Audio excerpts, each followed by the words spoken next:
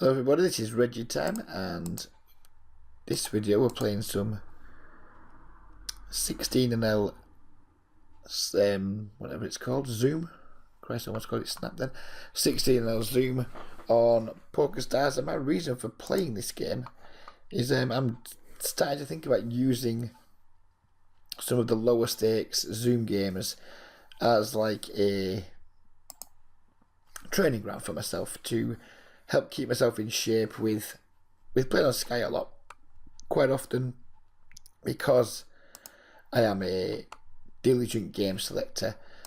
I frequently get myself in games with numerous fish, and a consequence of that is sometimes your game can just go slightly off the boil. So therefore, then when I'm in pots with regulars, I'm kind of not as sharp as I'd like to be. So I'm using these games. I'm going to maybe play just a few hours a week when Sky games aren't great, when the traffic on Sky isn't brilliant. Just use these games as I can just keep myself sharp, sort of thing. I'm not really the intention of making money from them, although I expect to make money from 16L. It's kind of like using it as like a cost-effective training tool. So yeah, I might be making some videos on these games because I know you guys like the Zoom videos, because lots of you are playing the Zoom. It's probably the most played game on the planet, I would imagine. So, well, on the online poker world anyway. So if I can use them to sort of keep myself sharp and at the same time make videos that appeal to you guys, then it's all good. That's 20 blinds, isn't it? It just looks really strong here. We'll make it 22 blinds, and hopefully he'll shove and we'll call, and hopefully we'll win. We're in good shape. No diamonds, that's good. Not sure about his play there, but we'll certainly take it. So yeah, I don't know much about these games in terms of the regulars and things. I very rarely play them. I didn't play them. I just got a new computer, which therefore it's a new database. I've not imported hands. Most of these guys are unknown to me, but without being too arrogant, big-headed, cocky, call it what you will, at 16 I'll Zoom, I'd expect to have a reasonable edge, but at the same time find the games more of a mental workout than the Sky games. It's not more of a mental workout, but the work different parts of my mental muscle. Let's say on Sky, most of the time we're usually just looking for spots to play against fish, and kind of focusing my soul, well, not my sole focus, but big part of my focus is just going to be on finding fish and exploiting them. But at the same time, that leaves you sometimes, it can leave you a little bit out of shape against regulars. So if I can just play these games too, and just just like doing laps, if you're a sportsman or whatever, just do a few laps, a few times a week, just to keep you a little bit more in shape. I don't think it can hurt. I'm not going to be playing these games whilst Sky's in peak time. I mean, it's currently 1:15 in the morning. I could be playing a Sky session right now, I guess. I haven't opened the client yet, so I mean there could be some good games running, but I wanted to make a video, and at the same time I wanted to just do a little bit of work on my game too, so it seemed like it was a good fit for everything that I wanted to achieve today. I don't like just calling here, I guess, but do I want a 3-bet? Wow, why am I timing out? I thought I had a time bank. That's annoying. I'm just going to wait for a second on this table, because if my time bank's on 0, it's at 0 on table 2, which is quite annoying. What's it on this table? 36, so I guess I had to press it right. I see. Yeah, I was going to play that Jack Queen Bashir, which is a matter of whether I was going to 3-bet to isolate the guy who min opened, or whether I was going to just call. And that was what I was trying to figure out when my time bank died on me, but never mind. I thought the time bank automatically kicked in, but maybe it doesn't. 10-8 suited. I would play this against, but not against the 3 extra middle position when I'm just in the cutoff, so we'll let it go. We're not going to fold the King 7 suited. It's against middle position, so his range theoretically should be stronger. But at the same time, it's a min raise, and King 7 suited. I think we have to defend that against a min raise from pretty much any position, I would think. That's how it feels to me anyway. Some of the maths guys out there might tell me that that's wrong, but it feels like we shouldn't ever be folding it to a min raise, especially when we're closing the action. Maybe from the small blind we can think about folding sometimes, but not from the big.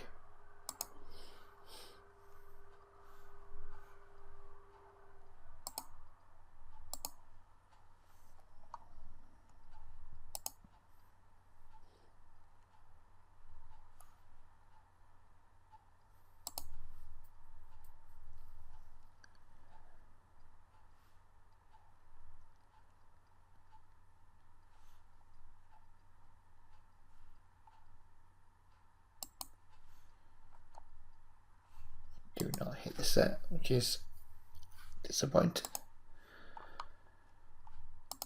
And now we're just going to fold.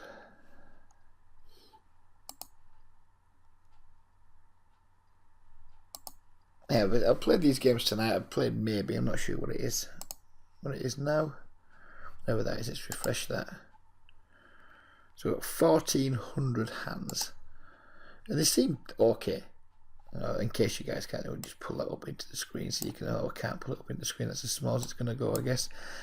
Well, yeah, you'll have seen what you've seen there. I don't know how much of it you'll have seen, but yeah, the games don't seem that bad. I would argue that they seem better than some of the, like, when I made 5-0 and 10-0 videos on Stars.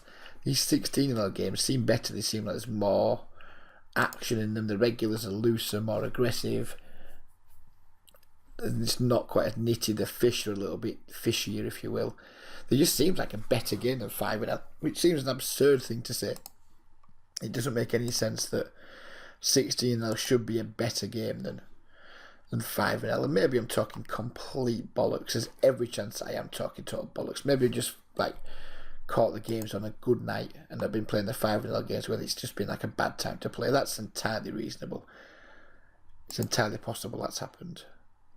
But they don't seem like particularly tough games. I usually associate Zoom games as being like really tough at all limits. Even like 5-0, there's no picnic if you're a 5-0 player. It's not easy to get out of 5-0 unless you're like an exceptional player or you have an exceptional heater. But these games haven't played like typical Zoom games to me tonight. They haven't felt like typical Zoom games. I'm just going to bet again here, turn river. When he checks back that board, I mean, I guess he can have some king X. But I mean, he's going to bet a king a lot of the time. He's going to bet flush draws a lot of the time. So I'm just going to try and bet twice just to make him fold anything that isn't a king or a flush. And it works. So that was nice. And sometimes there, when we bet the turn, we like probe the turn. It's kind of easy to just give up on the river. Oh shit, we've been called. He's not going to fold anything now. But if you think back to like the flop and like try and think back through the hand again, and like what hands called this river that didn't bet the flop. And like, there are some, I guess. I mean, some players will check back flush draws. Some players will check back king X, but most of the time they're going to be betting them. So most of the time they're not going to have that king X and that flush draw in the range. So when you don't have them, you know, I think we can bet with confidence a lot of the time. And if someone turns up with a king or with a flush, then we just make a note that these guys check back hands we don't expect them to check back with, and then we can just adjust them. We can play differently against them the next time we're in that situation with them.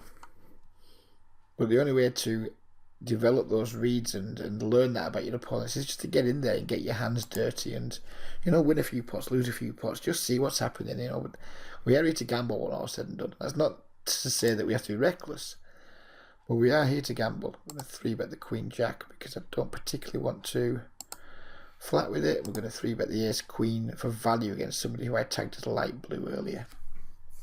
I don't want to just call with Queen Jack there. I like to prefer to play like a 3-bet or fold game from the small blind. I would have defended the big blind by just calling there.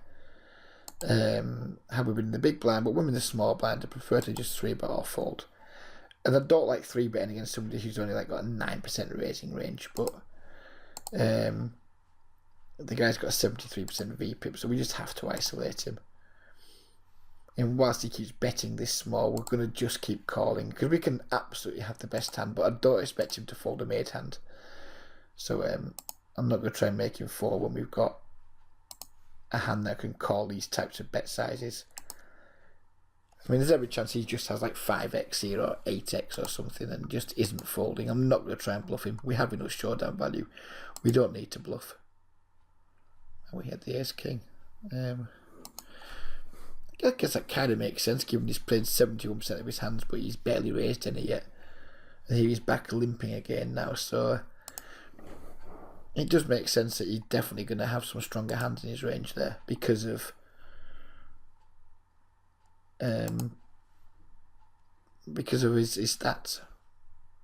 We can't fold this, click it back. It could be a misclick, it could be anything, but basically there's not a single hand we're going to fold there. But he's playing 53-0 over 19 hands, so we're going to tag him as a fish. We're not going to fall into the trap of stabbing his flop. I mean, these guys who min 3-bet, they love to check raise. They just love to slow play and like, put the check raise in or whatever. I wasn't going to accommodate him there, but now we're hoping that he's actually going for some like really elaborate check raise here and not just giving up, which it looks like he might be doing. I hope he's going for like a really elaborate slow play with a hand like ace king or pocket aces or something. Preferably not pocket aces right now.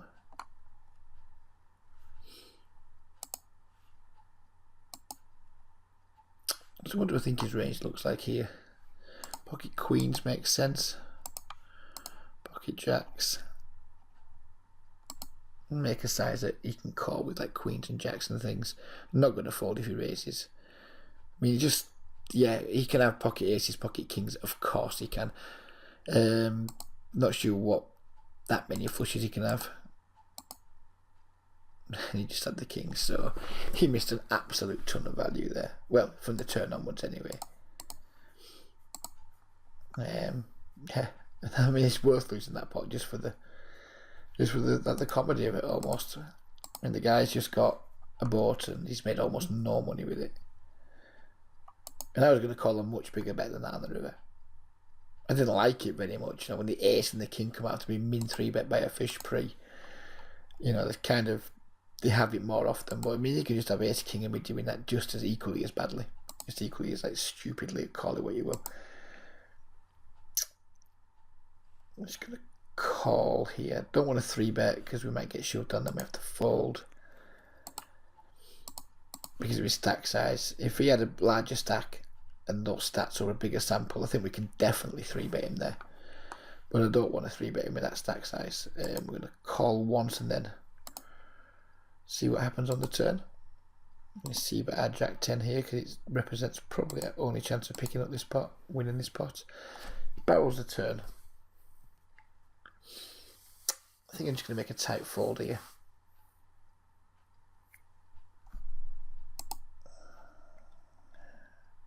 Because I'm going to fold the river if he bets again. If I call and he shows the river, I'm going to fold.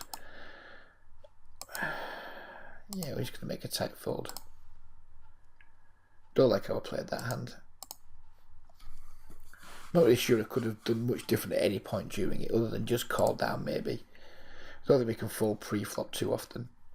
3-betting and getting it in seems horrible. Folding the flop seems horrible. Yeah, so I'm not sure I could have done too much different. But I just didn't like the whole hand. It just felt shit. That everything I did in it felt shit, but I wasn't sure there was any better options.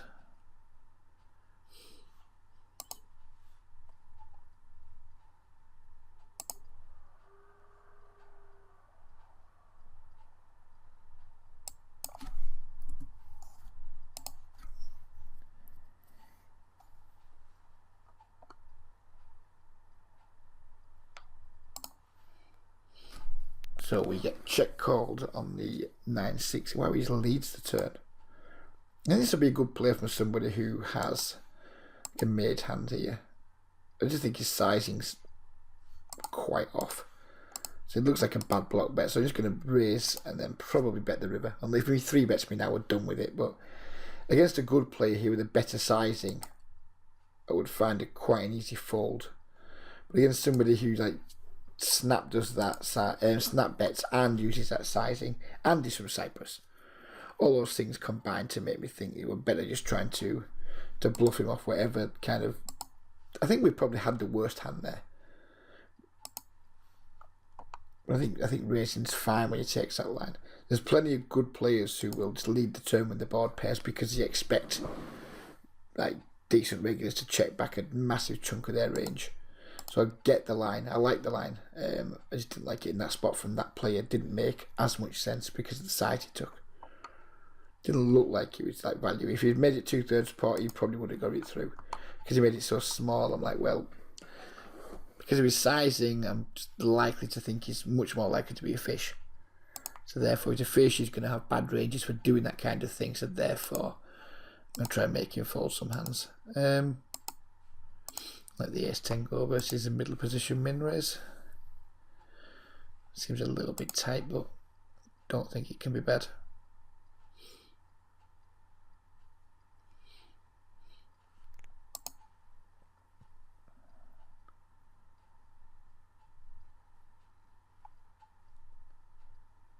Well, strange. Something 16. It's pretty tight play with limping. Normally expect to see limps under the gun come from players who are a bit more loose passive than that. It's strange when you see somebody. I mean, it might turn out that he's like a 26-0 or something. Again, it's a small sample size. But it looks like he's someone who's learned to be tight but hasn't learned not to limp yet, which isn't that unusual at these limits, I guess. I don't mind limping in these games sometimes, but I want to know something about the guys that are behind me. If I'm limping because I've got, if I've got like pocket aces under the gun or something, but I've got a murderer's row of like bad aggressive regulars behind me, and I'm very confident that I'm going to at least get isolated and possibly catch an isolation and a 3-bet behind me, then yeah, I'll for sure go for it. I just Jaleel has been tagged as green, but look at his stats, so I'm not really sure what's going on there. We're going to 3-bet the sixes. I think it feels better than again setting us up for squeezes. Another thing with my small blind strategy, I'm not as pleased to do it against a cut-off open as I am a button open.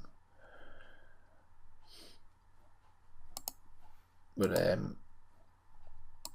once he calls, I think we have a mandatory c-bet on king low. Not very many draws out there.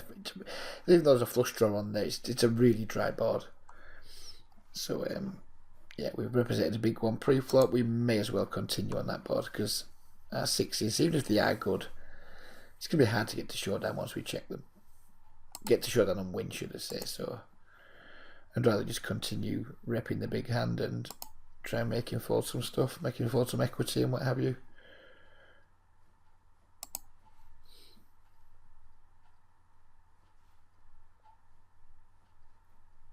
Not a big one for like waiting from a button with crap like king 5 off. I mean, if it falls to me quickly, I'll just like pop a little min raising or something, but I'm not going to sit and wait while people are tanking. I'd rather just get an extra few hands in. Like this one, it just so happens that it's got round to me by the time I'm ready to take my action, so I'll make the raise. I've no issue with making the raise. I just don't want to wait to make it. I think it's more value in getting more hands per hour than waiting for it to get to you just so you can try and steal the blinds.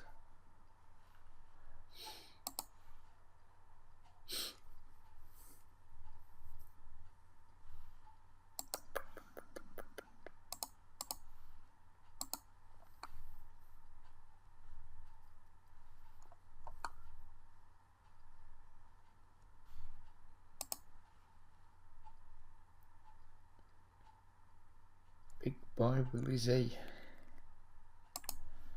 See some fun names, don't we? Min raised by someone who's currently playing 7/7. We have the ace high. We're going to definitely take a flop and then go from there. I'm not going to fold to this. I am starting to lean towards if he barrels thinking about folding, but certainly not going to fold to 1-bet. He checks. We're going to take our free card. And then we'll have a decision to make on the river, whether we're going to call or not. And now we have no decision to make. Fold the king 8. Obviously shove the full house. Almost certainly just chop the pot. But who knows. Maybe he folds. Maybe he calls with worse. Maybe he sometimes calls the jack there. It doesn't seem very likely, but, you know, maybe he does.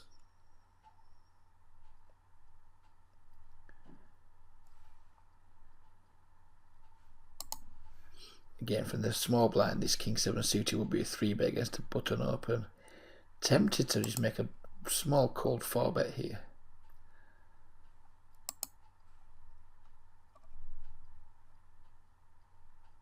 Oh, that's not, what is it, 20 blinds, don't need to make it that big, do we?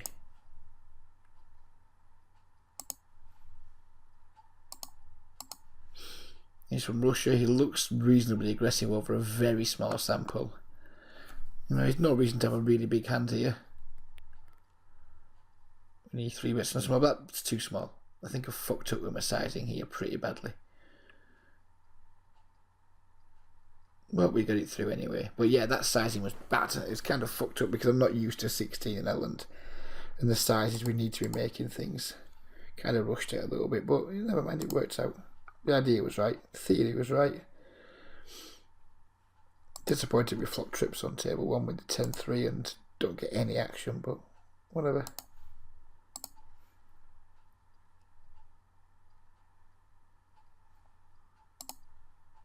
Eight's not the best of cards. It gives him quite a lot of 2 pairs and now pair plus straight draws, etc. He might use to be aggressive with, but we're going to continue value betting. If we get raised, we'll have another think about the situation. That's a shit river, but we're not going to be putting any more bets in. I expect to be beat a lot of the time here now on this river, but I don't expect him to fold too much either. And we were beat on the turn actually, so never mind.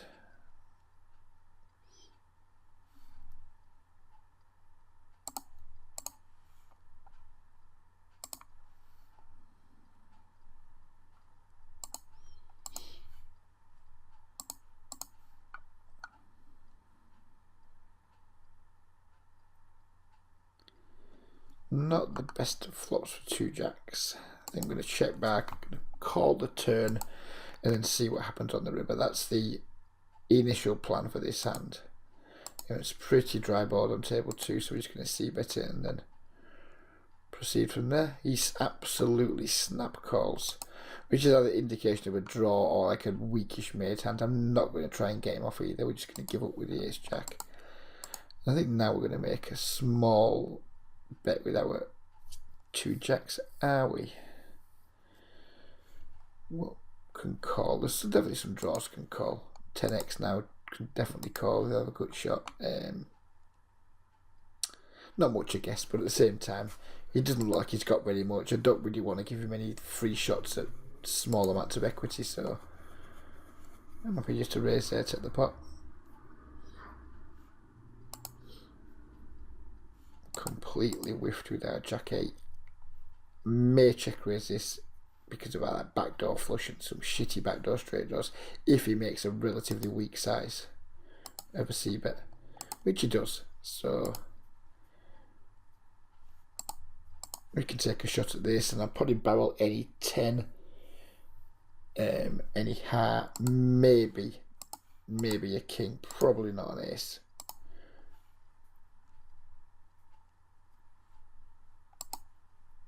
I think that's not ace-high flush draws that might call, etc.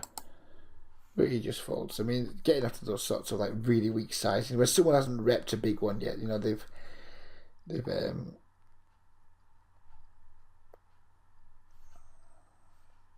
3-bet here just because I think it makes it easier to play than calling and getting squeezed. He's pretty wide range. I played quite a few pots with him. Caught him raising ace-2 suited under the gun earlier. We've been called 4-bet to quite the sizing, so well, it's not that big, I guess. Well, I don't think we're going to call. It's just so likely he has a premium hand here, and if he does, we are toast. We don't have to 3-bet there with the ace queen, but I've seen Burra opening ace deuce suited under the gun and calling 3-bets. I've seen him with king queen suited as well, I think, so he can absolutely call with worse hands there. And I don't really want to just call and someone squeezes behind, and then all of a sudden in a situation of, you know, they're just squeezing light, or have they actually got a real hand? Whereas if I 3-bet and somebody called 4 bets, it's just way more likely they've actually got a fucking hand and they're just going for some squeeze. I was about to think about squeezing there with the ace-9 suited, but now I think we're just going to let it go because I noticed under the gun stack size. And you flop a straight draw against somebody who looks to be relatively loose. Well, that's too small, that bet. It's too small. I'm not happy with it. Worked anyway.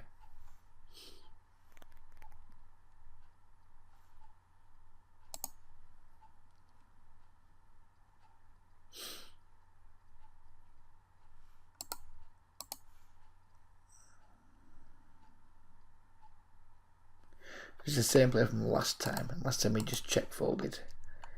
Now he's leading out. We've got a gut shot. I'm going to call just once here. I'm not in love with it, but when someone donks out for pot, I mean, if he donked, say, 36 there, I would have raised almost certainly, or called. Well, I wouldn't fold anyway.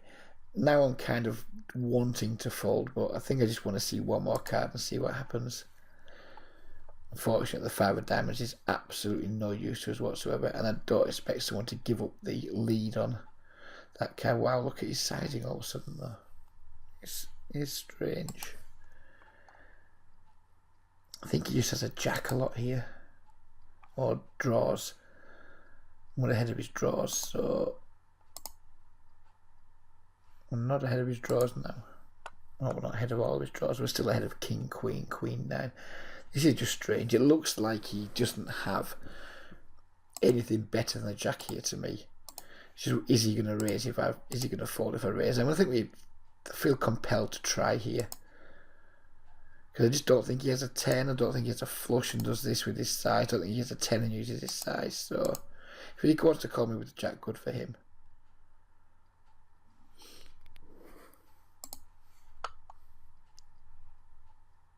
Again, it's just like a process of elimination of what value hands does he play this way. And not many. So then you're thinking, right, well, what's his, if he does have some thin value, what can he call with? And I mean, some guys will just have a jack there and not fold. But I just don't think he plays a 10 that way with that sizing.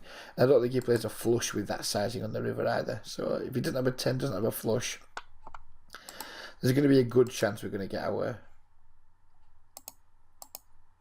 There's going to be a good chance that we're going to get our raise through.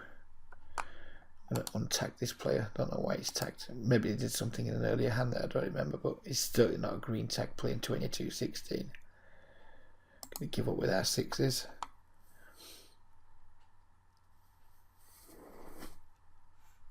We are going to